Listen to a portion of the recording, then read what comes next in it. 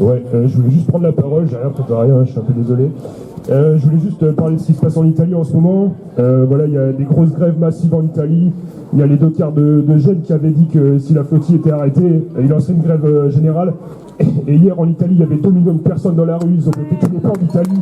Voilà, c'est ça la botte qu'il faut mener, c'est la classe ouvrière qui doit être aux avant-gardes contre le génocide à Gaza, voilà. C'était juste ce que je voulais dire. Il y a quelques semaines, lors d'un rassemblement pour la paix en Palestine, une militante me disait « Ce que l'on fait ici ce matin ne sert à rien. On se fait plaisir, on se donne bonne conscience. » Certes, se réunir à Concarneau, à Quimperlé ou ailleurs, n'impose pas un cessez-le-feu, pas plus qu'une n'a sorti de l'inaction la France et l'ONU. Mais malgré tout, nos rassemblements ne servent pas à rien.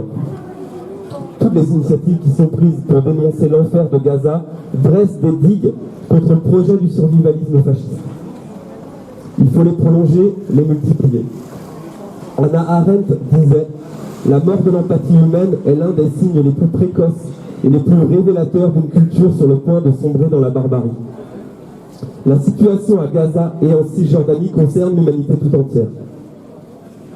Se rassembler pour dire que nous nous préoccupons du malheur de celles et ceux qui vivent à des milliers de kilomètres, que nous protestons contre l'injustice qu'ils subissent, que nous voulons pour eux et pour elles le droit de vivre dans la paix et la liberté, c'est cultiver l'empathie et la solidarité, c'est lutter contre l'égoïsme impérialiste, c'est faire valoir un autre avenir pour l'humanité. Je vous remercie. S'il est écrit que je dois mourir, alors que ma mort apporte l'espoir, que ma mort devienne une histoire.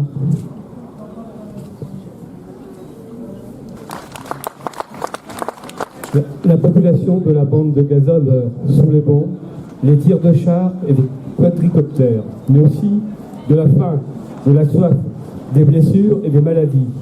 Le nombre des morts est de plus de 65 000 et il est à craindre qu'il ne soit 3 à 15 fois plus élevé.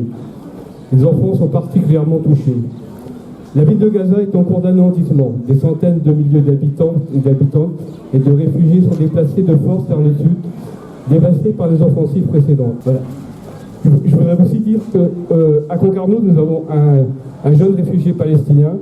Sa famille, il y a une famille d'accueil qui essaye de faire sortir la famille et qui essaye aussi, surtout d'abord aussi, la première chose, c'est d'apporter à manger, enfin de leur transmettre de l'argent pour qu'ils puissent s'alimenter. Bon. Vous avez un flyer pour les aider. Pour rappeler que notre amie et camarade finistérienne Marie Mesmer est toujours est incarcérée. Voilà. Et que si je vois ce qui se passe sur les réseaux, c'est vraiment une honte. On fait rapport à son physique, on lui crache dessus. Le sexisme et le machisme sont là. C'est au-delà de ce qu'elle vit. Moi, je m'engage donc à aller sur son réseau et de la soutenir sur Facebook ou ailleurs. Parce que Marie Mesmer.